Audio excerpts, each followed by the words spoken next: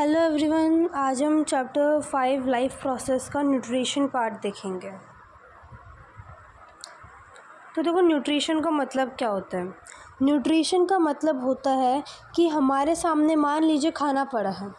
Okay, खाना पड़ा है, उस खाने को जब हम हमारे बॉडी के अंदर ले लेते हैं तो सिंपल सा उसको न्यूट्रिशन बोलते हैं। ओके, क्यों लेते हैं हम खाना हमारी बॉडी के अंदर? ताकि हमारे को एनर्जी मिले, ताकि जो हमारे को न्यूट्रिएंट्स, हमारे ज़रूरी न्यूट्रिएंट्स है, वाइटल न्यूट्रिएंट्स हैं, वो हमारे जो लाइफ के लिए ज़रूरी हैं वो हमारे को मिले, जो हमारे को फूड ही प्रोवाइड करता है। ओके, तो न्यूट्रिशन क्या होता है? न्यूट्रिशन देखो सिंपल सा, it is a process of taking in food and converting the food into energy and other vital nutrients required for life. यही प्रोसेस, देखो इस चैप्टर के अंदर हम प्रोसेस ही पढ़ रहे हैं, प्रक्रिया ही पढ़ रहे हैं, और न्यूट्रिशन उसमें से एक प्रोसेस है। क्या प्रोसेस है? सिंपल सा फूड को अंदर लेने का प्रोसेस। ओके, तो अब हम स्टार्ट करते हैं फर्स्ट पैरा पढ़ना। When we walk or ride a bicycle we are using up energy. देखो, जब भी हम चलते हैं या जब भी हम कोई भी बाइसाइकिल राइड कर रहे हैं, कुछ भी काम कर रहे हैं, ओके, तो हमारे को एनर्जी चाहिए। आप कभी बीमार हो जाओ तो आप मतलब बहुत सीवियर, आप ना आपको फीवर हो गया है, you can't even able to walk, आप वॉक भी नहीं कर पाते हो, है ना, क्योंकि उस टाइम पर आपके अंदर एनर्जी ही नहीं रहती, आपके पास उस समय एनर्जी ही नहीं रहती। तो हमारे को एनर्जी चाहिए। आप कोई भी काम कर रहे हो उसके लिए, चाहे आप वॉक कर रहे हो, चाहे आप बाइसाइकिल राइड कर रहे हो, चाहे आप एक्सरसाइज कर रहे हो, आपको एनर्जी चाहिए। ओके, एनर्जी चाहिए। चलो मान लिया हमारे को एनर्जी चाहिए। Even when you are not doing any apparent activity, energy is needed to maintain a state of order in our body. देखो, आपने कभी नोटिस किया है कि जब हम रात को सो के जगते हैं तो हमारे को भूख क्यों लगती है? उस समय तो हम कोई काम नहीं करते रहते, उस समय तो हम बस सोते रहते हैं। तो देखो, माना कि हम कोई ऐसी अपेरेंट एक्टिविटी यानी कोई दिखने वाली एक्टिविटी, जैसे कि चलना, ओके, बैठना, एक्सरसाइज करना, मतलब जो दिख सकती है एक्टिविटी, चलो वो नहीं कर रहे हैं, लेकिन हमारी बॉडी के अंदर कंटिन्यूस एक्टिविटीज़ होती जा रही है, जैसे कि दिल धड़कता जा रहा है, heart is continuously beating, okay, और सेल्स के अंदर मेटाबॉलिक एक्टिविटीज़ होती जा रही है। मेटाबॉलिक एक्टिविटीज़ क्या होता है? तो कुछ सेल के अंदर जो केमिकल रिएक्शन होती है, सिंपल सा उनको मेटाबॉलिक एक्टिविटीज़ बोलते हैं। आई रिपीट, सेल के अंदर जो केमिकल रिएक्शंस होते हैं उनको मेटाबॉलिक एक्टिविटीज़ कहते हैं। ठीक है, तो हमारे बॉडी के अंदर भी एक्टिविटीज़ होती रहती हैं। ओके, उन एक्टिविटी को करने के लिए ऑब्वियसली बात है हमारे को क्या चाहिए? एनर्जी चाहिए। तो एनर्जी, हमने बोला कि न्यूट्रिशन एक प्रोसेस होती है जिसमें हम खाना अंदर लेते हैं ताकि हमारे को एनर्जी मिले। तो हम वो देख रहे हैं कि भाई एनर्जी रिक्वायर्ड क्यों होती है। एनर्जी किसी भी आपको एक्टिविटी, आपको कोई भी काम करना है ना, उसमें आपको एनर्जी की रिक्वायरमेंट होगी ही होगी। ठीक है, so energy is needed to maintain a state of order in our body, because जो बाकी के भी जो काम होते हैं वो इसी से ही होते हैं। जैसे कि दिल का धड़कना, ऑब्वियसली उसको भी एनर्जी चाहिए, तो हमारा एक सेट ऑफ ऑर्डर वो बना कर रखते हैं। We also need material from outside in order to grow, develop, synthesise protein and other substances needed in the body. तो देखो, हमारे को मटेरियल चाहिए बाहर से, इन ऑर्डर टू ग्रो करने के लिए चाहिए। ऑब्वियसली बात है, हम खाना खाएंगे तो ही तो ग्रो होंगे। डेवलप करने के लिए चाहिए। सिंथेसाइज प्रोटीन का मतलब होता है कि जब सेल रेप्लिकेट होता है तो उसको डीएनए, आपने ये सब सुना होगा भाई, डीएनए की कॉपी होती है, वो होती है। तो जब तक प्रोटीन नहीं बनेगा, ऑब्वियसली बात है, डीएनए किससे बनता है? प्रोटीन से। और डीएनए रेप्लिकेट नहीं होगा जब तक सेल नहीं बनेगा, और डीएनए बनता ही प्रोटीन से है। तो प्रोटीन्स को सिंथेसिस करने के लिए, यानी प्रोटीन्स को बनाने के लिए भी हमारे को फूड की रिक्वायरमेंट होती है। ठीक है, ओके, एंड अदर सब्सटेंसेस जो भी ज़रूरी है हमारे लाइफ में। This source of energy and material is the food we eat. और अब हम बोल रहे हैं हमारे को एनर्जी चाहिए, तो क्या हम एनर्जी लाएंगे कहाँ से? एनर्जी ड्रिंक पीने से हमारे को एनर्जी मिलेगी क्या? देखो, अब जो हम बात करें बार बार एनर्जी की, वो एनर्जी है ना, वो फूड है जो हम खाते हैं। यानी हम बाइसाइकिल चलाते हैं, हम कोई भी एक्टिविटी करते हैं तो हमारे को खाना चाहिए। हम कोई ज़रूरी नहीं कोई अपेरेंट एक्टिविटी करें तो भी हमारे को खाना चाहिए। Energy is needed to maintain a state of order in our body. हाँ, तो एनर्जी यानी खाने से ही हमारे बॉडी के अंदर सब कुछ होता है। फूड से हम ग्रो करते हैं, डेवलप करते हैं। तो energy is equals to food here. आई बात समझ में? यहाँ एनर्जी और फूड एक है, बिकॉज जो सोर्स ऑफ एनर्जी जो हम बात कर रहे हैं, यानी एनर्जी हमारे को मिलेगी कहाँ से, वो है फूड से मिलेगी। तो ये बात तो समझ में आ गई कि भाई हमारे को एनर्जी की क्या रिक्वायरमेंट है। इस बारे में बस ये बता रहे हैं कि फूड की क्या रिक्वायरमेंट है, एनर्जी की क्या रिक्वायरमेंट है। अब नेक्स्ट में जाएंगे how do living things get their food. अब देखो खाने की रिक्वायरमेंट है, चलो मान लिया, लेकिन अब हमारे को खाना मिलता कैसे? देखो the general requirement for energy and material is common in all organism. जो जनरल रिक्वायरमेंट होती है एनर्जी की, वो कॉमन होती है ऑल ऑर्गेनिज्म के अंदर। मतलब सभी ऑर्गेनिज्म के अंदर जो खाना होता है वो सबको चाहिए। Okay, there is a general requirement for energy and material is okay okay okay एक मिनट। देखो फूड की जो रिक्वायरमेंट होती है ना हमारी बॉडी के अंदर, सबको फूड, आप कोई भी आप ऑर्गेनिज्म ले लो जो लिविंग है, उसको खाना चाहिए। चाहे आप एक यूनिसेलुलर ऑर्गेनिज्म अमीबा ये सब ही क्यों ना ले लो, चाहे आप ले लो आप चाहे प्लांट ले लो, चाहे एनिमल ले लो, हर किसी को खाना चाहिए। लिविंग ऑर्गेनिज्म को, जो भी लिविंग है उसको खाना चाहिए, चाहे वो एक चींटी ही क्यों ना हो, चाहे वो एक हाथी ही क्यों ना हो। लेकिन अब खाना जो वो अपने अंदर लेते हैं, यानी जो न्यूट्रिशन वो फॉलो करते हैं, वो अलग अलग तरीके से होता है। कैसे? अब देखो कुछ ऑर्गेनिज्म होते हैं जो सिंपल फूड मटेरियल को ऑब्टेन करते हैं फ्रॉम इनऑर्गेनिक सोर्सेज। क्या बोला मैंने? कि कुछ ऐसे ऑर्गेनिज्म होते हैं जो सिंपल फूड मटेरियल को इनऑर्गेनिक सोर्सेज से ऑब्टेन करते हैं। अब इसका मतलब क्या होता है? देखो सिंपल फूड मटेरियल को ऑब्टेन करने का मतलब होता है इनऑर्गेनिक। देखो सबसे पहले इनऑर्गेनिक सोर्स क्या होता है? इनऑर्गेनिक सोर्स होता है कि भाई नॉन लिविंग सोर्सेज से।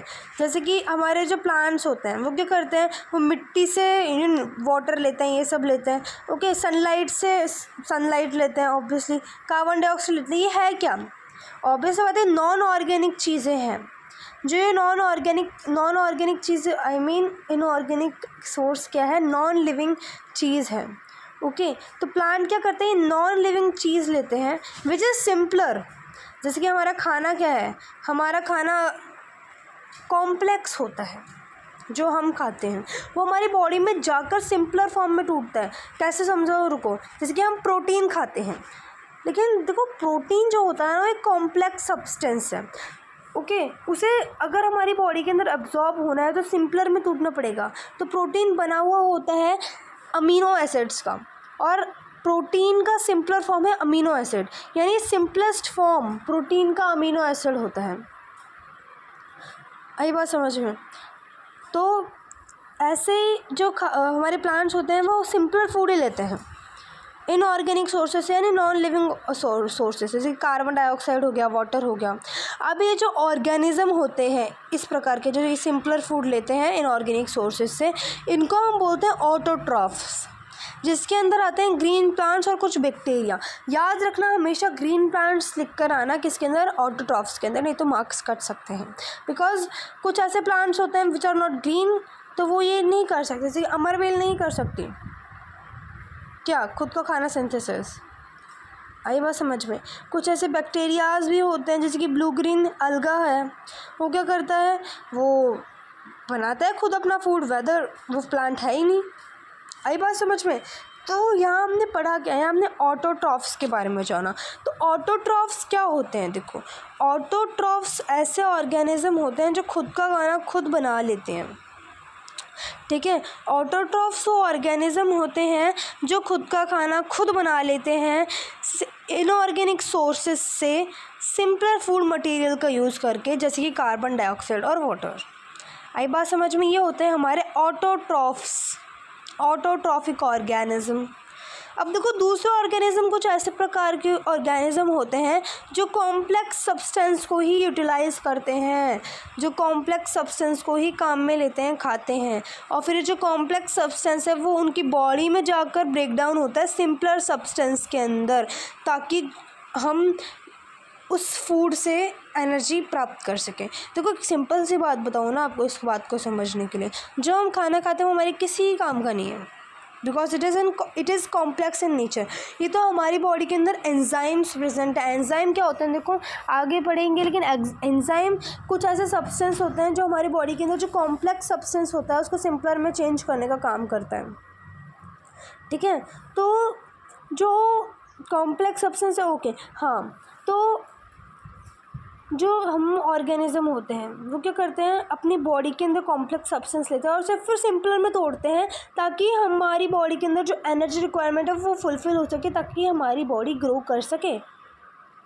अब इसको करने के लिए हम एंजाइम्स का यूज़ करते हैं। एंजाइम्स मैंने बता दिया, एंजाइम्स कुछ बायो कैटलिस्ट होते हैं। अब देखो बायो कैटलिस्ट क्या होता है, सिंपल सा बात है, केमिकल रिएक्शंस के अंदर इन्वॉल्व होने वाले केमिकल सब्सटेंसेस बायो कैटलिस्ट होते हैं। ठीक है, कुछ ऐसे बायो कैटलिस्ट यानी एंजाइम्स, देखो एंजाइम्स कॉम्प्लेक्स को सिंपल में चेंज करने वाले बायो कैटलिस्ट होते हैं, बस इतना सा ध्यान रखो।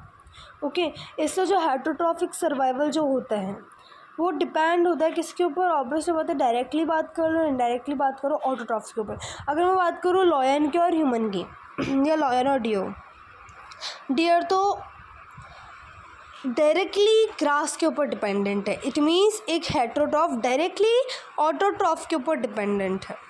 नेक्स्ट आता है कि भाई एनिमल जैसे कि लायन क्या करेगा, डियर को खाएगा। लेकिन ऑब्वियसली बात है लायन डियर को खाएगा, लेकिन डियर क्या क्या खाकर बड़ा हुआ है, ग्रास खाकर बड़ा हुआ है। अगर ग्रास ही नहीं होगी तो डियर नहीं होगा। तो इसका मतलब इनडायरेक्टली भी हमारे जो ऑर्गेनिज्म होते हैं वो डिपेंडेंट होते हैं ऑटोट्रॉफ्स के ऊपर ही। ओके, तो ऑटोट्रॉफ्स जो होते हैं वो प्रोड्यूसर्स होते हैं और हम क्या करते हैं उनके ऊपर डिपेंड करते हैं। आई बात समझ में? तो हम बात करेंगे, आगे बढ़ेंगे ऑटोट्रॉफिक न्यूट्रिशन को एकदम डिटेल स्टडी करेंगे। आई बात समझ में? तो ऑटोट्रॉफिक न्यूट्रिशन क्या होता है? ऑटोट्रॉफिक न्यूट्रिशन, तो ऑटोट्रॉफिक न्यूट्रिशन एक ऐसी प्रोसेस होती है जहाँ एक ऑर्गेनिज्म जो होता है वो अपना खाना खुद बनाता है सिंपलर इनऑर्गेनिक मटेरियल्स से, जैसे कि वाटर से, कार्बन डाइऑक्साइड से, in the presence of sunlight. Okay, I repeat, autotrophic nutrition is a process where an organism prepares its own food from simple inorganic material like water, mineral salts, carbon dioxide in the presence of sunlight। तो autotrophic nutrition एक ऐसी process होती है जहाँ organism खुद का खाना खुद बनाते हैं सिंपल इनऑर्गेनिक सोर्सेज से। इनऑर्गेनिक यानी जो लिविंग ना हो, जैसे कि वाटर से, ओके, कार्बन डाइऑक्साइड से, in the presence of sunlight.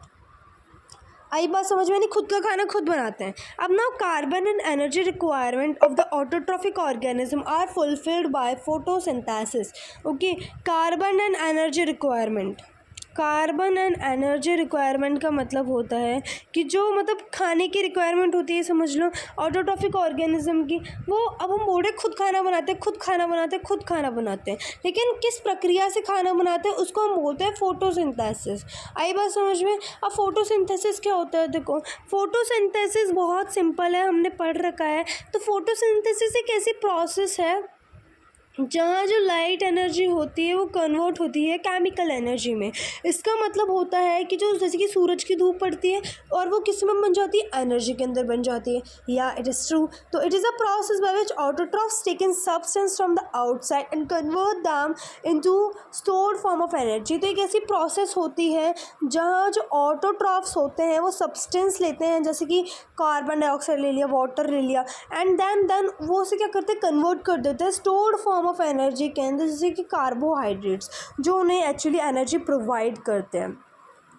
ठीक है, इन द प्रेजेंस ऑफ सनलाइट।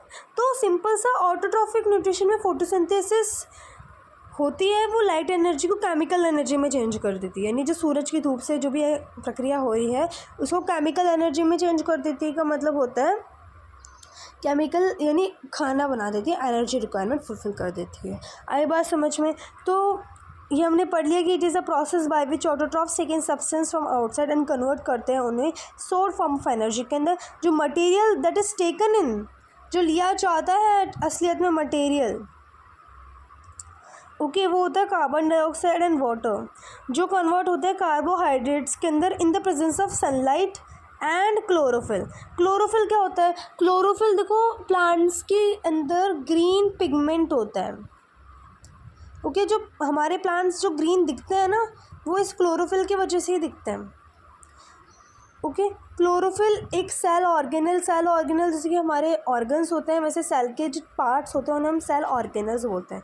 तो सेल ऑर्गेनल्स में एक सेल ऑर्गेनल होता है क्लोरोप्लास्ट। तो क्लोरोप्लास्ट में ही हमारा क्या प्रेजेंट होता है, क्लोरोफिल प्रेजेंट होता है।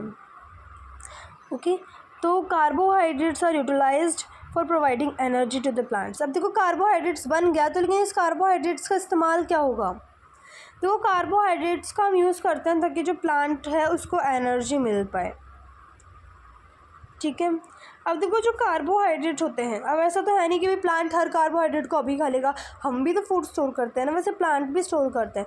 जो कार्बोहाइड्रेट प्रेजेंट में उससे यूज़ नहीं लिए जा रहे, वो उसे स्टार्च के फॉर्म में स्टोर करके रख लेता है, जैसे वो which serves as internal energy reserve. अभी ये इंटरनल एनर्जी रिजर्व होता क्या है, ओके, तो मैं बताती हूँ। कार्बोहाइड्रेट जो इस्तेमाल में नहीं लिए जा रहे वो स्टार्च के फॉर्म में स्टोर कर देता है। स्टार्च एक इंटरनल एनर्जी रिजर्व की तरह काम करते हैं। तो इंटरनल एनर्जी रिजर्व का मतलब होता है कि स्टार्च जो है वो प्लांट में स्टोर हो जाता है, और जब भी ज़रूरत होती है ओके वो एक एनर्जी प्रदान करने वाली चीज़ जैसा करता है। जैसे कि जब भी प्लांट को एनर्जी की रिक्वायरमेंट होगी तो वो एनर्जी बना देगा, मतलब प्रोवाइड कर देगा प्लांट को। ठीक है, और ऐसा हमारे अंदर भी होता है, जो हम खाना खाते हैं हमारे बॉडी के अंदर जो एनर्जी बनती है वो या तो यूटिलाइज़ हो जाए, और जो एनर्जी उस टाइम पर यूटिलाइज़ नहीं हो रही है वो ग्लाइकोजन के फॉर्म में स्टोर हो जाती है। तो ग्लाइकोजन के फॉर्म में स्टोर हो जाती है हमारी एनर्जी जो हम यूज़ नहीं करते। इंपॉर्टेंट पॉइंट है, याद रखना। आई बात समझ में? अब हम जाएंगे इसके ऊपर। ओके, सो देखो ये क्या है, एक बहुत ही इंपॉर्टेंट रिएक्शन है। अगर फोटोसिंथेसिस का कोई भी क्वेश्चन आता है तो you have to write this. अब क्या होता है, हमारे को पता है कि जो प्लांट होते हैं वो कार्बन डाइऑक्साइड लेते हैं अपने एनवायरनमेंट में। हम बोलते हैं ना प्लांट कार्बन डाइऑक्साइड लेते हैं, ओके, ऑक्सीजन छोड़ते हैं, तो वही कार्बन डाइऑक्साइड लेते हैं। रूट्स से वाटर लेते हैं। इन द प्रेजेंस ऑफ क्लोरोफिल और सनलाइट वो क्या कर देते हैं, ग्लूकोज बना देते हैं, विच इज़ खाना for them, energy for them. Okay, और हम बोलते भी वो ऑक्सीजन निकालते हैं। तो इस प्रोसेस में क्या होता है, ऑक्सीजन वेस्ट प्रोडक्ट की तरह यूज़ होती है, वो निकाल देते हैं, एंड थोड़ा सा वाटर भी प्रोड्यूस हो जाता है, and it is balanced equation. Okay, now let us now see what actually happen during the process of photosynthesis. अब देखो फोटोसिंथेसिस में एक्चुअली होता क्या है वो देखेंगे।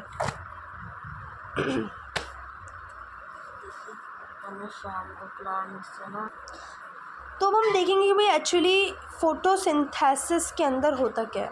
देखो फ़ोटोसिंथेसिस के अंदर मैं बात बताऊं तो एक होता है डार्क रिएक्शन, एक होती है लाइट रिएक्शन। समझा देती हूँ, वैसे इस साल का टॉपिक नहीं है लेकिन हाँ उससे क्लियरिटी मिल जाएगी। देखो लाइट रिएक्शन और डार्क रिएक्शन क्या होता है। लाइट रिएक्शन और डार्क रिएक्शन होता है, लाइट रिएक्शन जो लाइट के प्रेजेंस में होती है, डार्क रिएक्शन ज़रूरी नहीं है कि वो डार्क में हो, लेकिन हाँ उसमें लाइट के प्रेजेंस की ज़रूरत नहीं होती है। देखो क्लोरोफिल जो होता है एक लीफ होती है, पहले मैं लीफ का स्ट्रक्चर बता देती हूँ। ये लीफ है, इसके बीच में जो ये लाइन जा रही है ब्राउन कलर की, इसे मिडरिप बोलते हैं। ओके, मिडरिप से जो निकलती रहती है, जैसे कि ये निकली हुई है, ये निकली हुई है, इनको हम क्या बोलते हैं, इनको हम बोलते हैं वेन्स। और ये जो पूरा ग्रीन जो होता है, ग्रीन पार्ट ऑफ लीफ, उसे हम बोलते हैं लैमिना। हमारे मिडरिप के अंदर होता है फ्लोएम, और मतलब वस्कुलर बंडल्स होते हैं, फ्लोएम जाइलम के चैनल्स होते हैं। और जो स्टॉक होती है लीफ की, स्टॉक यानी जो पीछे डंडी निकली हुई होती है पत्ती के, उसे हम साइंस की भाषा में क्या बोलते हैं, पिटियोल। ओके, तो देखो ये हमारे लीफ का क्रॉस सेक्शन है, यानी जो लीफ होती है वो ऐसी होती है। ये जो लीफ है उसका हमने क्रॉस सेक्शन निकाला है। ठीक है, तो जैसे कि ये जो लीफ है ये इतनी सी, यहाँ से आपको पतली सी दिख रही है ना, इसमें इतने सारे सेल्स हैं। ऊपर सबसे ऊपर होता है क्यूटिकल। क्यूटिकल देखो एक वैक्सी सब्सटेंस होता है। ठीक है, देखो क्यूटिकल जो होता है, क्यूटिकल एक वैक्सी सब्सटेंस होता है। इसका मतलब क्या होता है, ओके, जैसे कि हम आपको बताते हैं, जैसे कि जो प्लांट होता है ना उसके ऊपर जब भी आप थोड़े से वाटर ड्रॉपलेट्स डालोगे, व्हाट यू विल सी कि जो प्लांट्स के ऊपर वाटर ड्रॉपलेट्स डाल रहे हैं वो उसके अंदर अब्जॉर्ब नहीं हुए हैं। जैसे हम कपड़े पर डालते हैं तो वो अब्जॉर्ब कर लेता है कपड़े, लेकिन उसमें अब्जॉर्ब नहीं होते, वो क्या कर देता है, उसे नीचे चढ़ा देता है थोड़ी देर में। And it is the function of waxy cuticle. आई बात समझ में? एक तरीके से उसको प्रोटेक्ट करने का काम भी करता है। ठीक है। अब हम वैक्सी क्यूटिकल दोनों साइड में होती है, ऊपर भी होती है नीचे भी होती है। उसके फिर अंदर आते हैं एपिडर्मिस। एपिडर्मिस का मतलब होता है, देखो, टॉप मोस्ट जो सेल की लेयर होती है उसे हम बोलते हैं एपिडर्मिस। अब एपिडर्मिस के बीच में हमारे प्लांट के आते हैं मीजोफिल सेल्स।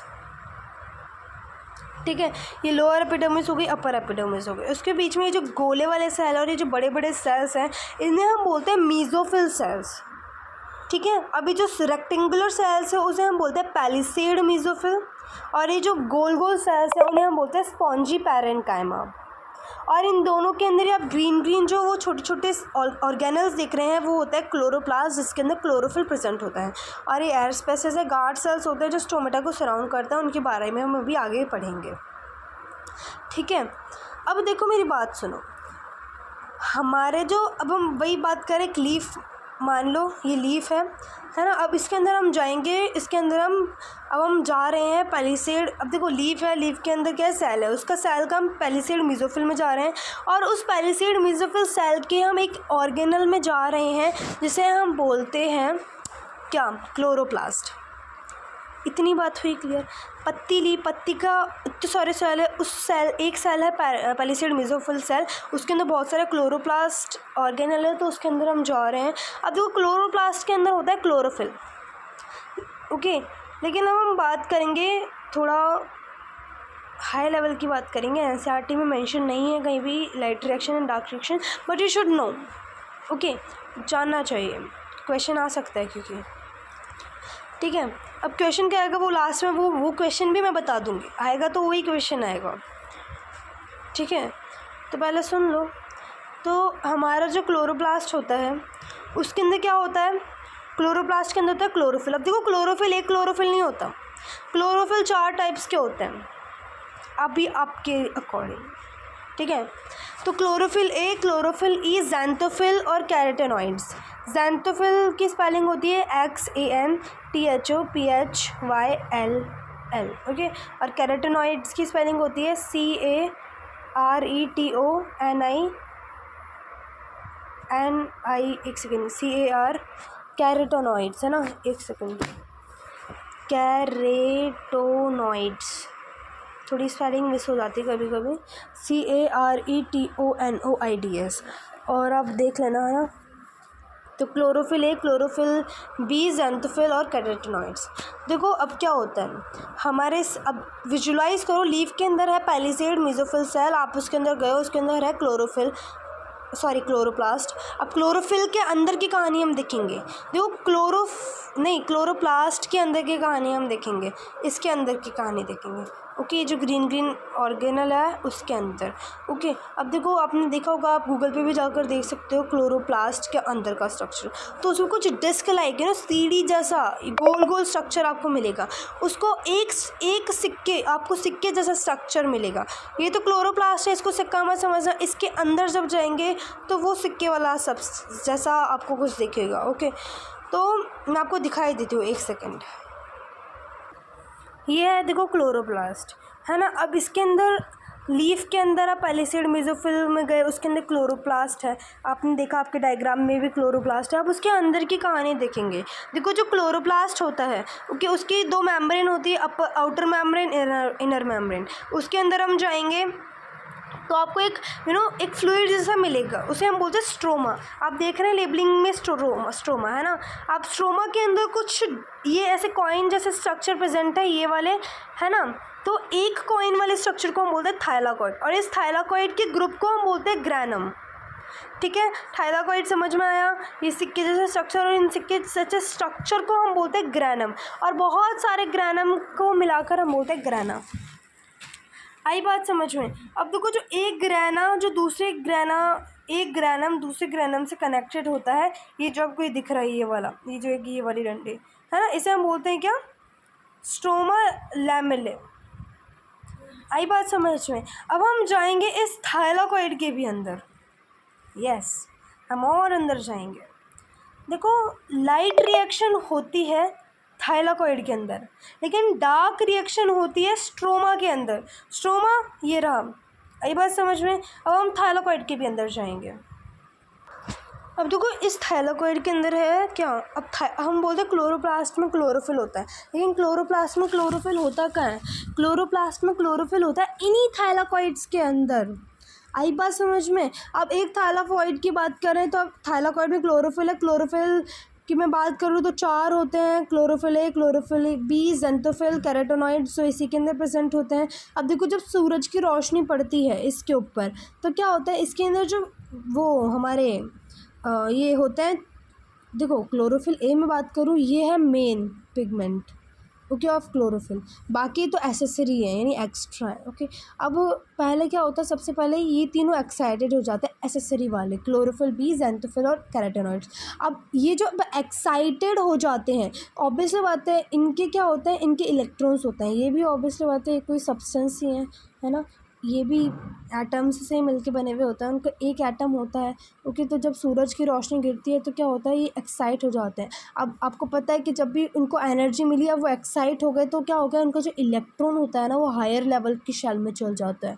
अब इलेक्ट्रॉन जब, अब देखो वापस से इलेक्ट्रॉन आएगा ओके, लेकिन अब उसके पास एनर्जी आ गई तो वो कुछ एनर्जी को रिलीज़ करके आएगा, ये सब आपने 9th में पढ़ रखा है ना। तो इतना कोई समझो मत, सिंपल सा ये समझ लो कि भाई सूरज की रोशनी पड़ी तो क्या हुआ, इनके जो वो एक्साइट हो गए और एनर्जी रिलीज़ कर दी है। अब इन तीनों की एनर्जी जाती है क्लोरोफिल ए के अंदर, ठीक है। अब क्लोरोफिल ए के अंदर जो एनर्जी गई, अब भाई अब ये तो तीनों की एनर्जी मिलकर गई है, अब इतनी ज़्यादा एनर्जी गई, इतनी ज़्यादा एनर्जी गई कि क्लोरोफिल ए का जो एटम है उसने तो अपना इतना ज़्यादा एनर्जी इसको मिल गई कि इसका जो इलेक्ट्रॉन है वो तो शेल छोड़ के ही भाग गया। हाँ, और यही होता है। अब वो इसके अंदर इलेक्ट्रॉन ही नहीं बचा, अब वो इलेक्ट्रॉन गया कहाँ, वो इलेक्ट्रॉन गया प्राइमरी इलेक्ट्रॉन एक्सेप्टर के अंदर जो इसी में ही प्रेजेंट होता है। फिर वो आगे अलग अलग मतलब वो चला गया, वो आपके लेवल का नहीं है, ठीक है, तो वो चला गया ऐसे। अब देखो इतनी बात ही समझ में, वो एक्साइड हो गया, वो उसके इलेक्ट्रॉन चला गया।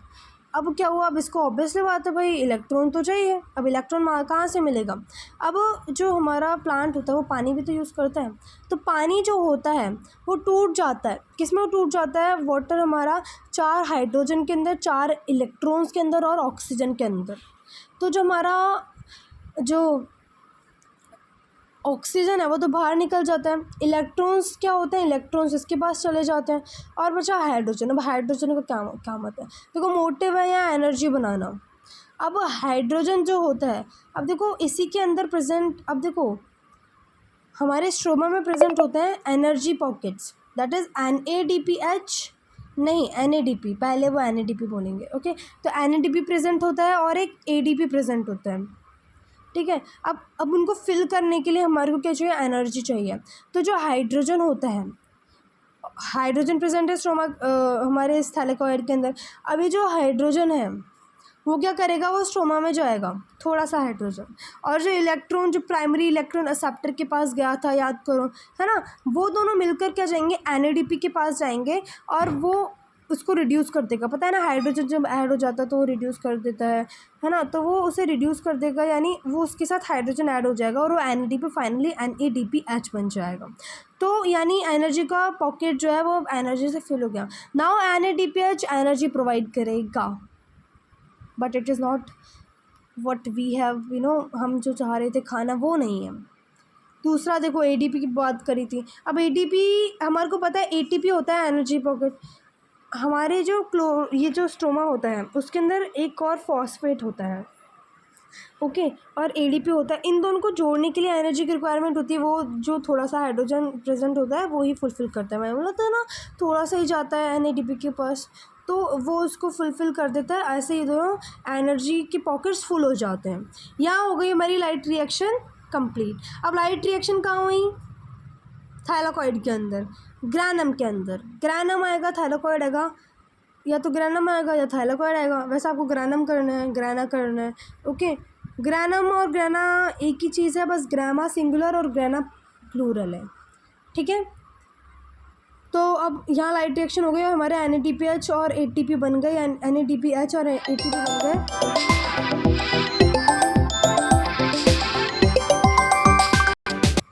ओके, सो लाइट रिएक्शन कहाँ हुई, लाइट रिएक्शन हुई है थाइलाकॉइड के अंदर। अब हमारे NADPH बन गए और ATP बन गए। अब देखो आप होगी डार्क रिएक्शन। अभी कार्बन डाइऑक्साइड का तो इस्तेमाल ही नहीं हुआ, लेकिन डार्क रिएक्शन का मतलब ये नहीं कि वो धूप में नहीं होती, होती है। ठीक है, अब हमारा जो स्ट्रोमा होता है उसके अंदर होती है कैल्विन साइकिल, या स्ट्रोमा में होता है आरयूबीपी। आरयूबीपी को बोलते हैं राइबोलोज, राइबोलोज बताऊँ कि नहीं बताऊँ, चलो सुन लो। बाइफॉस्फेट, ठीक है, राइबोलोज बाइफॉस्फेट हमारे स्ट्रोमा में होता है। अभी जो राइबोलोज बाइफॉस्फेट होता है, ये होता क्या है actually, it is a compound, और इसके एक मॉलिक्यूल में होता है 5 कार्बन्स। तो जब कार्बन इसके साथ जाकर जुड़ता है, क्योंकि कार्बन है वो इसके अंदर जाएगा, इस कैल्विन साइकिल के अंदर, आरईपीपी के अंदर, तो 6 कार्बन का एक मॉलिक्यूल बन जाएगा बड़ा सा। ओके, अब इट इज़ हाईली अनस्टेबल, तो क्या हो जाता है, वो 3-3 कार्बन में टूट जाता है।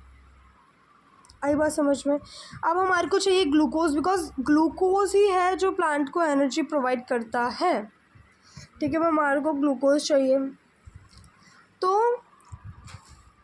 अब सुनो, एक सेकेंड, हाँ, तो एट द एंड हमारे को ग्लूकोज चाहिए विच इज़ 6,6H12O6, है ना। अभी जो 3 और 3 यानी 2 वो 3 कार्बन मॉलिक्यूल्स बन गए हैं ना, उसके अंदर अब जाएगा हाइड्रोजन। हाइड्रोजन कहाँ से जाएगा, जो NADPH उसका H, और ATP को बनाने के लिए जो एनर्जी का लगा था वो इस हाइड्रोजन, वो जाएगा कहाँ, कैल्विन साइकिल में, CELVIN, कैल्विन और साइकिल, उसमें जाएगा, और फिर वो उसमें ऐड हो जाएगा।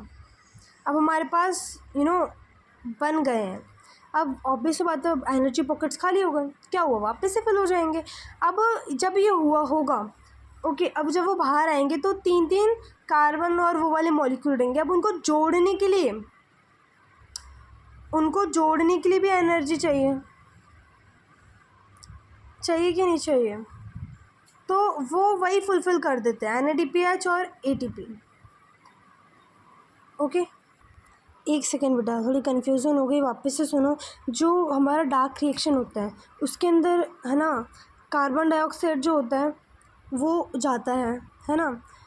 RUBP जो होता है वो 5 कार्बन कंपाउंड होता है, तो उसका एक मॉलिक्यूल जो होता है, जब वो एक कार्बन डाइऑक्साइड से मिलके वो क्या बना लेता है, 6 कार्बन का एक मॉलिक्यूल बना लेता है। अब इतना बड़ा मॉलिक्यूल ऑब्वियसली बात है हाईली अनस्टेबल होगा कि नहीं होगा, हाईली अनस्टेबल होगा।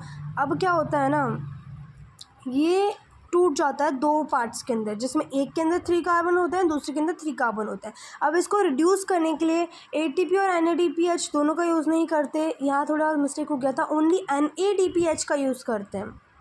आई बात समझ में। अब यहाँ 2 है 3 कार्बन के मॉलिक्यूल्स, है ना, तो अब हम क्या करते हैं, यहाँ हम 2 NADPH का यूज़ करते हैं ताकि दोनों को हाइड्रोजन मिल जाए, तो फिर उनको हाइड्रोजन मिल जाता है। अब जब वो बाहर आते हैं, हमारे को तो ग्लूकोज चाहिए था, अब ये क्या बन गया, अब इन दोनों को जोड़ने के लिए हमारे को एनर्जी चाहिए ताकि वो ग्लूकोज बन जाए। तो अब वो जो एनर्जी प्रोवाइड करता है वो होता है ATP। जो ATP जो होता है वो अपना एक फॉस्फेट निकाल देता है अपने अंदर से और एनर्जी प्रोवाइड कर देता है, ताकि क्या बन जाता है, वो दोनों जुड़ जाते हैं और एट द एंड ग्लूकोज बन जाता है, जो हमारे को चाहिए था, प्रोडक्ट बन जाता है। और डार्क रिएक्शन कहाँ हुआ, स्ट्रोमा में। तो देखो एट द एंड आपसे यही पूछेंगे कि आपका लाइट रिएक्शन कहाँ होता है, ग्रैना में बोल देना, या ग्रैनम या थाइलाकॉइड। ओके, स्पेसिफिकली थाइलाकॉइड, और ग्रैना में क्या होता है, स्पेसिफिकली थाइलाकॉइड में होता है। और आपका डार्क रिएक्शन कहाँ होता है, स्ट्रोमा में। पूछेंगे तो यही क्वेश्चन पूछेंगे, आई बात समझ में। इससे एक्स्ट्रा तो आई डोंट थिंक कि CBSE पूछेगी, बट ये मैंने कुछ आपको बताया है। देखो एक बार से समझ में नहीं आएगी, नहीं मेरे को आई थी, इसकी आपको प्रैक्टिस करनी पड़ेगी। कन्फ्यूज़न बड़े को होती है, लाइक अभी मेरे को हो गई थी, but it was not a very big confusion. So now let us start. अब हमारे को बहुत ही ईजी होगा समझने में। ओके, जैसे कि हमने बात करी थी कि जो हमारा सनलाइट होता है वो क्लोरोफिल क्या कर लेते हैं, अपने अंदर लेकर एक्साइट हो जाते हैं, तो वही है first process, absorption of light energy by chlorophyll. ठीक है, अब जो लाइट एनर्जी होती है वो केमिकल एनर्जी में कन्वर्ट हो जाती है, और जो हमने बात करा था कि जो वाटर मॉलिक्यूल्स है वो टूट जाता है, हाइड्रोजन आयन, ऑक्सीजन आयन और इलेक्ट्रॉन्स के अंदर वही हुआ है, बस यहाँ इलेक्ट्रॉन का नाम नहीं लिख रखा। You have to write the same. Light energy convert हो जाती है केमिकल एनर्जी के अंदर, ऑब्वियस बात है सनलाइट से क्या बन जाता है, ग्लूकोज बन जाता है ना। और वाटर मॉलिक्यूल टूटता है, ये है लाइट रिएक्शन के अंदर। और then carbon dioxide Calvin cycle के अंदर जाकर कार्बोहाइड्रेट बन जाता है। कैसे? क्योंकि कार्बन डाइऑक्साइड वो RuPP के साथ मिलकर 6 कार्बन का मॉलिक्यूल बना लेता है विच इज़ हाईली अनस्टेबल। तो 2 पार्ट्स में डिवाइड हो जाता है, एक में होता है 3 कार्बन, एक में होता है 3 कार्बन। फिर NADPH, तो NADPH मॉलिक्यूल के बदले में वो क्या करते हैं, उनको हाइड्रोजन आयन मिल जाता है और फिर वो रिड्यूस हो जाते हैं और फिर ATP से उनका एनर्जी मिलकर वो कार्बोहाइड्रेट बन जाता है। So it is a dark reaction. आई बात समझ में? तो यानी reduction of carbon dioxide to carbohydrate, carbon dioxide बन जाता है कार्बोहाइड्रेट्स के अंदर, कार्बन डाइऑक्साइड चेंज होता है कार्बोहाइड्रेट्स के अंदर। रिडक्शन का मतलब होता है हाइड्रोजन ऐड हो जाता है। आई बात समझ में? तो यही है वो, देखो 6CO2 12H2O gives you C6H12O6 glucose. At the end हमारे को चाहिए ही चाहिए ऑक्सीजन, वाटर, और it is in the presence of chlorophyll and sunlight. अब देखो ये जो स्टेप्स है, ज़रूरी नहीं है कि एक के बाद एक ही हो, कि पहले सनलाइट ही एब्जॉर्ब होगी उसके बाद यही होगा, ऐसा ज़रूरी नहीं है। फॉर एग्जांपल अगर मैं डेजर्ट प्लांट की बात करूँ तो इनके लिए पहले लाइट एनर्जी होगी, मतलब धूप, पहले सबसे पहले धूप पड़ेगी, उसके बाद ही कार्बन डाइऑक्साइड अंदर जाएगी, ये है। लेकिन ऐसा तो भाई कार्बन डाइऑक्साइड, देखो प्लांट को कार्बन डाइऑक्साइड अंदर लेने के लिए स्टोमेटा खोलना पड़ता है। स्टोमेटा क्या होता है? लीव्स के ऊपर छोटे छोटे पोर्स को हम स्टोमेटा बोलते हैं, है ना। तो वो उनको स्पोर्स खोलने पड़ते हैं, और अगर सिर्फ तपती गर्मी में स्पोर्स खोल लेंगे तो उनका एक तो वैसे ही वाटर नहीं होता इन ज़ीरोफाइट्स के अंदर, यानी डेजर्ट प्लांट्स के अंदर। और अगर स्टोमेटा खोले तो पूरा ही ट्रांसपिरेशन से पानी उड़ जाएगा। ट्रांसपिरेशन क्या है वो भी हम आगे पढ़ेंगे, अभी समझ लो कि वाटर उड़ जाएगा, ठीक है। तो ये जो हमारे डेजर्ट वाले प्लांट्स क्या करते हैं ना, ये रात को कार्बन डाइऑक्साइड ले लेते हैं, ओके, और एक इंटरमीडिएट प्रिपेयर कर लेते हैं। इंटरमीडिएट क्या होता है? उस इंटरमीडिएट का नाम होता है मैलिक एसिड। तो वो प्रिपेयर कर लेते हैं, ठीक है। और फिर सुबह जब होता है तो वो उस मैलिक एसिड से निकाल देते हैं क्या? Carbon dioxide, glucose, and then वो अपना काम कर लेते हैं। आई बात समझ में? तो यहाँ तक था। अब हम देखेंगे कि भाई जो इम्पोर्टेंट कंपोनेंट्स हैं अब रिएक्शन, डेट इज़ फोटोसिंथेसिस वाली रिएक्शन के, उसमें क्या क्या, मतलब हर एक कंपोनेंट को हम डीपली पढ़ेंगे कि क्या होगा जब ये वाला कंपोनेंट नहीं होगा, क्या होगा जब ये नहीं होगा, तो वो हम वही देखेंगे। तो सबसे पहले हमने स्टार्ट करा है कि भाई क्या होगा जब क्लोरोफिल नहीं होगा। क्या क्लोरोफिल की एब्सेंस के अंदर खाना बन सकता है प्लांट्स के अंदर? सो देखो इम्पॉर्टेंट तो बहुत होता है हमारा क्लोरोफिल, बिकॉज अगर क्लोरोफिल नहीं होगा तो सनलाइट अब वो हो ही नहीं पाएगी, क्योंकि एट द एंड वही तो सनलाइट को लेकर एक्साइट होते हैं जब भी तो खाना बनता है ना। तो एक्टिविटी 5.1 में क्या है, हमारे को एक प्लांट लेना है, पॉटेड प्लांट। वेरीगेटेड लीव्स का मतलब होता है जब क्लोरोफिल इक्वली डिस्ट्रीब्यूटेड ना हो, जैसे कि मनी प्लांट, ओके। अब हमारे को उस मनी प्लांट को 3 दिन तक क्या रखना है? डार्क रूम में रखना है। क्यों रखना है? ताकि जो स्टार्च होता है, स्टार्च क्या होता है, देखो जब ग्लूकोज एनर्जी इमीडिएटली काम में नहीं आती तो फिर उसे स्टार्च के फॉर्म में स्टोर करके रख देते हैं। तो हमने इसे डार्क रूम में इसलिए रखा है ताकि वो खाना ना बना पाए, जो खाना है उसको ही वो यूज़ कर ले, है ना। तो अब हमारे को उसके बाद क्या करना है? 3 दिन उसे डार्क रूम में रखने के बाद फिर अब उसे सनलाइट में रखना है। फिर उसे सनलाइट में क्यों रखना है? ताकि हाँ वो ग्लूकोज मतलब अपना खाना बनाने लग जाए। Now pluck a leaf of the plant and then mark the green areas, okay. Green areas को मार्क करो किसी भी अदर पेपर के ऊपर एंड उसके ऊपर से प्लक कर दो, okay. Dip the leaf in boiling water for a few minutes ताकि उसका कलर उड़ जाए, एंड देन ओके, मतलब हाँ हमने इसको बॉइलिंग वाटर में क्यों डाला है? ताकि जो उसके सेल्स हैं वो मर जाएं, ठीक है। After this immerse it in a baker containing alcohol, एक बीकर में डाल दो जिसमें अल्कोहल होती है ताकि उसका कलर उड़ जाए, ठीक है। फिर वही उसको धो लो, पोंछ लो, अब क्या देखो कलर ऑफ द लीफ उड़ जाएगा, सॉल्यूशन का कलर ग्रीन हो जाएगा, है ना। Now dip the leaf in a dilute solution of iodine. अब देखो एक बात याद रखना, आयोडीन स्टार्च के साथ मिलकर ब्लू ब्लैक कलर देता है। आई बात समझ में? आयोडीन स्टार्च के साथ मिलकर ब्लू ब्लैक कलर देता है। अब हमारे को क्या करना है? उस लीफ को डुबो लेना है आयोडीन सॉल्यूशन के अंदर, ठीक है। एंड देन यू विल आप ऑब्जर्व करो उस लीफ का colour, what you will see कि भाई जहाँ जहाँ जो ग्रीन एरियाज आपने मार्क करे थे ना, वहाँ वहाँ ये जो लीफ है वो ब्लू हुई है। जैसे कि यहाँ ओनली जहाँ ग्रीन एरियाज मार्क कर रहे थे वहाँ। ऐसा क्यों? बिकॉज जो ग्रीन एरियाज है वहीं क्लोरोफिल है, और जहाँ क्लोरोफिल होगा वहीं आपका क्या प्रिपेयर होगा? स्टार्च प्रिपेयर होगा, और स्टार्च के साथ आयोडीन ब्लू कलर देता है। बहुत सिंपल है, ठीक है। सो ये हमने कंक्लूड कर लिया। तो अब इसका पढ़ लेते हैं क्या दे रखा है। If you carefully observe a cross section of a leaf under a microscope you will notice some cell जिसके अंदर ग्रीन डॉट होते हैं। हाँ होते हैं, हमने पढ़ा, वो पैलिसेड मेसोफिल सेल है, और थोड़े कम स्पॉन्जी पैरेन्काइमा सेल्स के अंदर होते हैं। ये जो ग्रीन डॉट्स होते हैं उन्हें हम सेल ऑर्गेनल्स बोलते हैं। मतलब ग्रीन डॉट्स होते हैं वो सेल ऑर्गेनल होते हैं, जिन्हें हम क्लोरोप्लास्ट बोलते हैं, जिनके अंदर क्लोरोफिल होते हैं। इनकी क्या ज़रूरत होती है वो हमने इन एक्टिविटी में देख ली, क्योंकि खाना जब ही बनेगा जब क्लोरोफिल होगा। जहाँ क्लोरोफिल नहीं है वहाँ स्टार्च नहीं बना। You can see. आई बात समझ में? अब मैंने बोला था कि हम गार्ड सेल्स के बारे में पढ़ेंगे, तो अब यहाँ हम पढ़ेंगे गार्ड सेल्स के बारे में। नाउ लेट अस स्टडी कैसे प्लांट ऑब्टेन करता है कार्बन डाइऑक्साइड को। देखो क्लास 9th में हमने पढ़ा था स्टोमेटा के बारे में। स्टोमेटा क्या होता है? देखो लीफ के ऊपर छोटे छोटे जो पोर्स होते हैं उनको स्टोमेटा बोलते हैं। अब जो स्टोमेटा होता है उनको गार्ड करते हैं दो सेल, जिसे हम बोलते हैं गार्ड सेल्स, ठीक है। इनकी मर्ज़ी से ही कोई चीज़ अंदर आती है, इनकी मर्ज़ी से ही कोई चीज़ अंदर आती है और अंदर से जाती है। हाँ ठीक है। अब अगर बहुत ज़्यादा लीफ के ऊपर से क्या होता है? गैशियस एक्सचेंज होता है, ठीक है। अब देखो प्लांट्स के अंदर लीफ होती है, लीफ के अंदर हमारा स्टोमेटा होता है। स्टोमेटा को गार्ड करते हैं गार्ड सेल्स। बहुत ज़्यादा गैशियस एक्सचेंज होता है इन पोर्स के द्वारा for the purpose of photosynthesis. इनके अंदर से ऑक्सीजन आती है और कार्बन डाइऑक्साइड निकलती है और आती है। Okay, but it is important to note here that exchange of gases occurs across the surface of, देखो लीफ ही नहीं, स्टेम्स रूट्स के सरफेस पर भी गैशियस एक्सचेंज होता है। नई स्टेम के ऊपर तो चलो डिफ्यूजन हो जाए, लेकिन जो पुरानी स्टेम होती है ओके उसके ऊपर कहाँ से होता है? उसके ऊपर होता है किससे? लेंटिसेल्स से, ठीक है। और रूट्स के अंदर रूट सेल होते हैं और डिफ्यूजन तो है ही एट द एंड, है ना। सो यहाँ भी होता है क्या? Gaseous exchange for the purpose of photosynthesis. अब देखो अगर स्टोमेटा नहीं होंगे तो बहुत ज़्यादा गैशियस एक्सचेंज होता रहेगा। तो इसलिए हमारे स्टोमेटा होता है जो रेगुलेट करते हैं कि भाई कितना गैशियस एक्सचेंज होना है।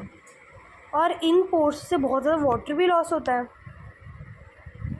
ठीक है। तो जब कार्बन डाइऑक्साइड की रिक्वायरमेंट नहीं होती है ना फोटोसिंथेसिस में, तो ये पोर को क्लोज कर देते हैं ताकि ज़्यादा पानी का लॉस ना हो, ठीक है। अब ये जो opening and closing of the stomata, ये फंक्शन होता है गार्ड सेल्स का। जो गार्ड सेल्स होते हैं वो ओपन कब होता है? जब उनके अंदर वाटर फ्लो करता है, जब वो एकदम फूल जाते हैं ना, जब वो मोटे हो जाते हैं, ओके, क्योंकि उनमें पानी आ जाता है, तब वो खुल जाते हैं। एंड जब उनके अंदर वाटर चला जाता है, मतलब वाटर उनसे निकल जाता है, तो वो बंद हो जाते हैं और वो श्रिंक यानी पतले भी हो जाते हैं। आई बात समझ में? अब हम वही देखेंगे कार्बन डाइऑक्साइड के ऊपर एक एक्टिविटी है।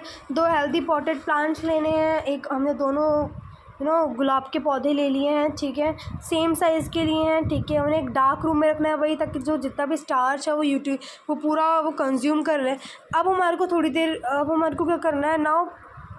ओके, डार्क रूम में रखना है। Now place each plant on a separate glass plate. Okay, इनके नीचे ग्लास प्लेट रख दो और उनके ऊपर से उनको एक ऐसा केज जैसा पहना दो, और आप एक वैसलीन भी लगा दो दोनों के ऊपर। बेल जार से ढक दो और वैसलीन भी, ताकि गैशियस एक्सचेंज ना हो, एकदम सील कर दो इनको, है ना। और एक प्लांट के अंदर आपको ये जो कटोरी दिख रही होगी ना, वैसे आप भी कटोरी रख दो जिसमें पोटेशियम हाइड्रोक्साइड रख दो। बहुत ही इंपॉर्टेंट क्वेश्चन है, आ सकता है कि भाई पोटेशियम हाइड्रोक्साइड क्या काम में आता है? देखो कार्बन डाइऑक्साइड होता है, उसको अब्जॉर्ब करने के लिए पोटेशियम हाइड्रोक्साइड यूज़ होता है, ठीक है ना। अब हमारे को क्या करना है? अब देखो कार्बन डाइऑक्साइड, अब ऑब्वियस बात है इसमें बी वाले में कार्बन डाइऑक्साइड होगी, ए में भी होगी, लेकिन ए में जो पोटेशियम हाइड्रोक्साइड है वो कार्बन डाइऑक्साइड को क्या कर लेगा? पूरा अब्सॉर्ब कर लेगा। यानी बेल जार ए के अंदर आपको नहीं है कार्बन डाइऑक्साइड, चलो एक बात तो मैंने समझा दी। अब आपको इसको सनलाइट में रखना है ताकि ये खाना बना लें। अब मैंने बोला था कि भाई कार्बन डाइऑक्साइड बहुत ज़्यादा इंपॉर्टेंट होता है क्या बनाने में, खाना बनाने में। तो अब हमारे को क्या करना है, उनको थोड़ी देर 2 घंटे के लिए सनलाइट में रखना है ना। एक एक पत्ती तोड़ लो दोनों में से। अब आप स्टार्च करो, प्रेजेंस करो स्टार्च का। क्या करना है, आयोडीन में डुबो दो, जो पहले करा था वैसे कर दो। अब आप देखो कि जो प्लांट बी है उसकी पत्ती तो हो गई ब्लू, लेकिन एक की पत्ती नहीं हुई ब्लू। क्यों? क्योंकि वहाँ कार्बन डाइऑक्साइड ही नहीं था। आई बात समझ में? पैक का पैक हमारे को क्या रखना है, सनलाइट में रखना है।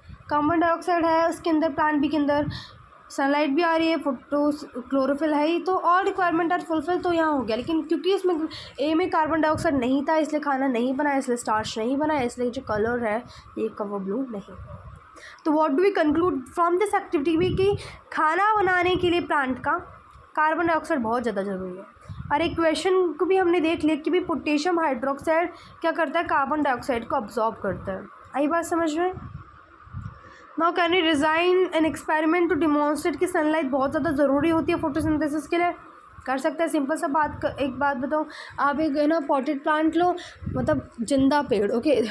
तो उसके अंदर आपको क्या करना है, आधे पार्ट को ब्लैक कलर के पेपर से कवर कर दो, आधे पार्ट को यूँ रख लो। देन वही इसको टेस्ट करोगे, व्हाट यू विल सी, जिस प्लांट के पार्ट को अपने कवर कर रहा था वो टर्न नहीं हुआ ब्लू इन द प्रेजेंस, मतलब आयोडीन के साथ, लेकिन वो जिसको आपने नहीं करा था कवर वो हो गया। क्यों? बिकॉज सनलाइट होगी तो ही खाना बनेगा, तो ही फोटोसिंथेसिस प्रोसेस काम आएगी। ठीक है, तो हमने देख लिया कि भाई ऑटोट्रॉफ्स होते हैं, उनको मीट देयर एनर्जी रिक्वायरमेंट। हमने देख लिया भाई ऑटोट्रॉफ्स कैसे अपनी एनर्जी रिक्वायरमेंट को फुलफिल करता है by the process of photosynthesis. लेकिन देखो फोटोसिंथेसिस के ये सारी चीज़ें जो रिक्वायर्ड हैं, लेकिन और भी बहुत सारी चीज़ें रिक्वायर्ड हैं। किसके लिए? प्लांट को यार। जैसे कि वाटर जो होता है प्लांट को, वो कहाँ से मिलता है? सॉइल से मिलता है। टेरेस्ट्रियल प्लांट के अंदर जो ज़मीन पर जो पौधे होते हैं ज़मीन पर, उनको कहाँ से मिलता है वाटर? ज़मीन से मिलता है, रूट के द्वारा। दूसरे जो चीज़ें होती हैं मैक्रो न्यूट्रिएंट्स जो प्लांट्स को चाहिए, that is nitrogen, phosphorus, magnesium, iron. एक सेकेंड, मैग्नीशियम को हम मैग्नीशियम बोलते हैं, आयरन को हम आयन बोलते हैं। ठीक है, करेक्ट प्रोनाउंसिएशन। तो वो सॉइल में से ले लेते हैं। देखो नाइट्रोजन एक बहुत ही ज़्यादा एसेंशियल एलिमेंट है जो प्लांट को चाहिए प्रोटीन्स बनाने के लिए। प्रोटीन्स क्यों, हमने पहले देख लिया। पहले आपको पता है, मैंने आपको पहले बताया था कि भाई सिंथेसिस ऑफ प्रोटीन क्या होता है, बार बार नहीं बताऊंगी। ठीक है, वापस से रिवाइंड कर लेना। This is taken up in the form of inorganic. अब जो नाइट्रोजन होता है देखो, 2 तरीके से लिया जाता है प्लांट में। एक होता है इनऑर्गेनिक नाइट्रेट्स और नाइट्राइट्स के फॉर्म में।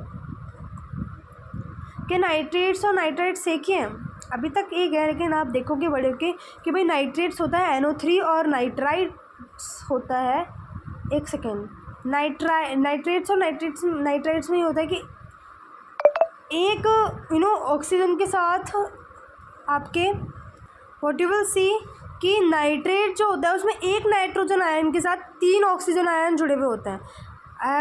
मैंने गलत बोला था, आई थिंक NO3 होता है, ओके। और नाइट्राइट्स क्या होता है?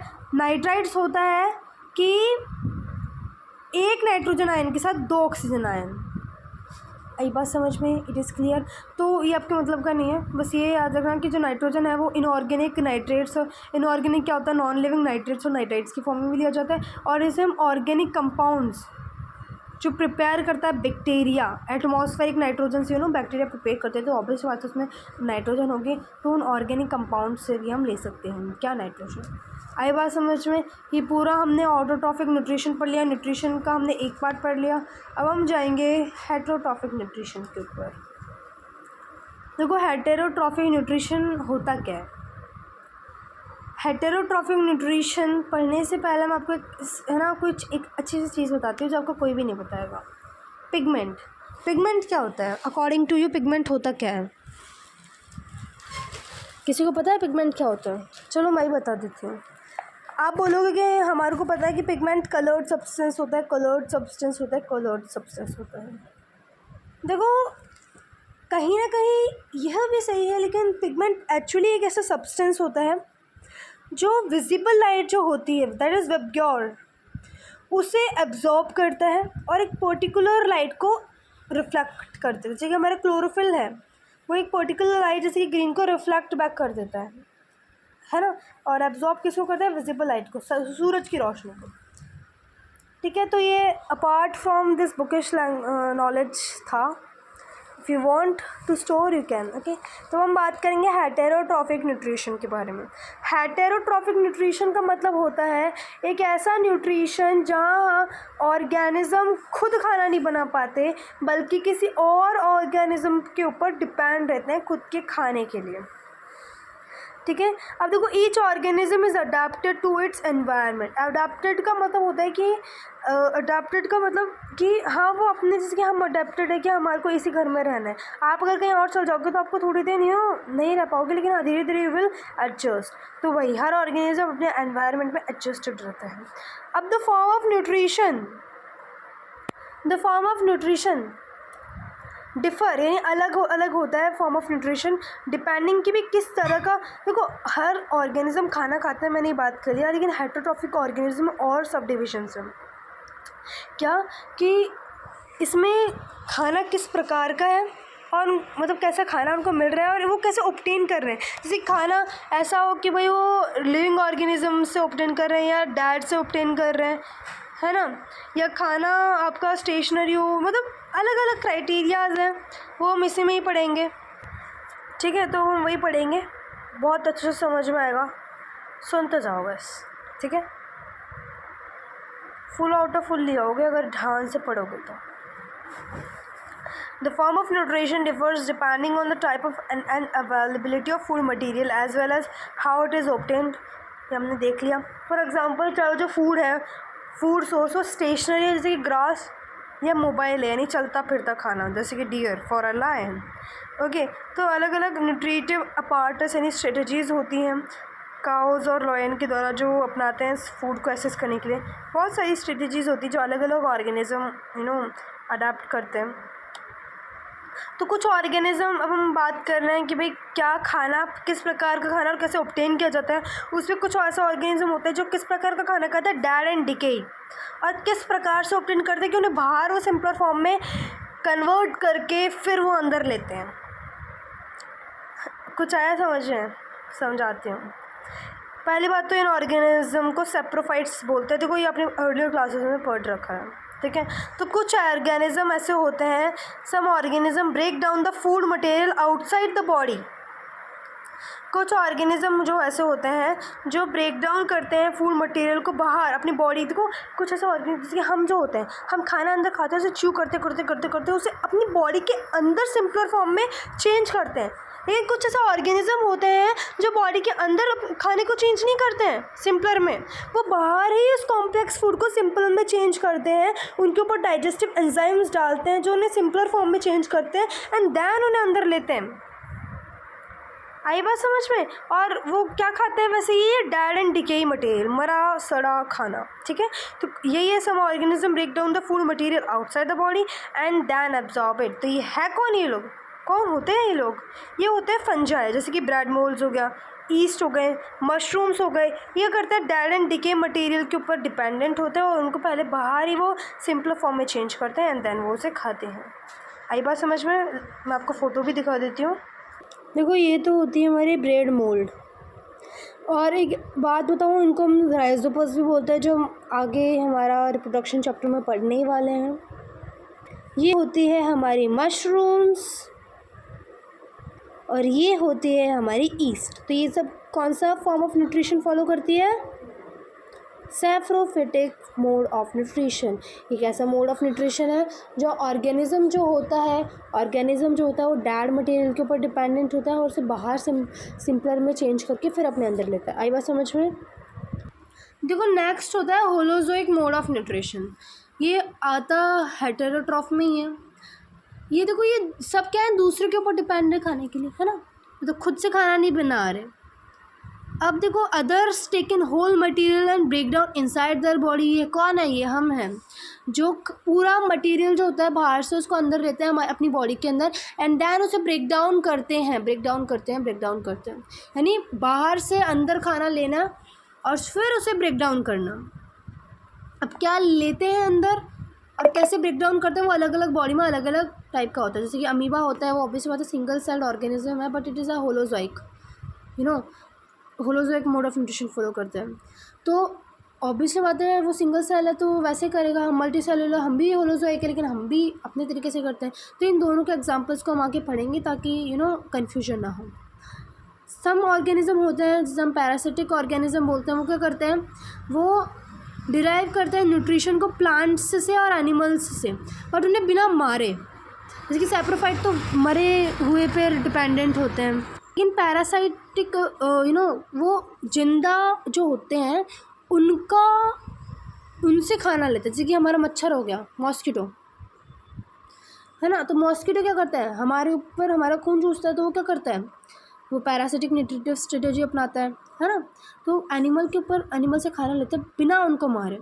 तो इसके अंदर बहुत सारे उनको पैरासाइट्स बोलते हैं, जैसे कसकटा, अमरबेल प्लांट्स के अंदर ये खाना खुद नहीं बनाती। हम बोलते हैं प्लांट्स सारे ऑटोट्रॉफ्स होते हैं, लेकिन नहीं, अमरबेल और कसकटा इज़ प्लांट।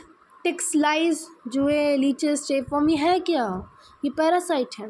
आई बात समझ में। अब how do organism obtain their nutrition, specially हम यहाँ होलोजोइक की बात करेंगे, न्यूट्रिशन इन ह्यूमन बींग्स पढ़ेंगे बहुत अच्छे से, अमीबा के बारे में देखेंगे, दैन हमारा न्यूट्रिशन कंप्लीट हो जाएगा। सो लेट अस स्टडी फटाफट से।